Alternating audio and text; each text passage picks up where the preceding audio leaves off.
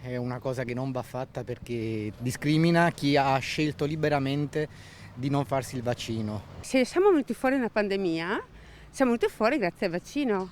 I due volti del Green Pass obbligatorio oggi all'Electrolux di Susegana. Da una parte il sindacato con i lavoratori che sono rimasti fuori contro quella che viene considerata una forzatura. Ognuno decide, si fa il vaccino, ha fatto il vaccino che non si chiama vaccino, è un farmaco, ha ridotto le sue possibilità di prendersi qualcosa, gli altri non vogliono farlo, a posto, basta. Dall'altra invece chi si è presentato regolarmente al lavoro. Adesso sto entrando col Green Pass e lo trovo una cosa corretta.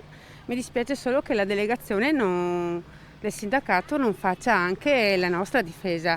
Se lo rendono anche obbligatorio, in questa Italia purtroppo dicono anche là, tireranno fuori scuse, tireranno fuori casini, diranno che è dittatura, quindi non va mai bene niente in questa Italia. Chi è entrato però ha poca voglia di parlare della scelta, schivando se possibile la telecamera. Come lo vede questa cosa del Green Pass? A posto, a posto. Eppure oggi c'è gente che è rimasta fuori e non era d'accordo. Non lo so perché noi siamo entrati a lavorare, non lo so. Il presidio da questa mattina ha comunque rallentato la produzione, con una sola linea attiva su 4 in tutti i turni. I lavoratori hanno capito l'importanza di questo sciopero, tutti hanno il diritto di andare dentro senza avere spese in più come il tampone e senza dover rimanere a casa senza stipendio.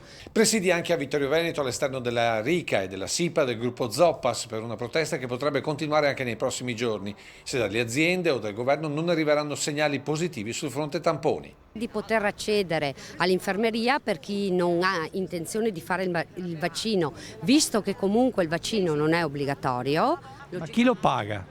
A carico dell'azienda. Siamo anche disposti a farlo in azienda magari con un prezzo calmierato per i lavoratori. Vedremo anche come tutelare i lavoratori che da lunedì saranno a casa senza stipendio.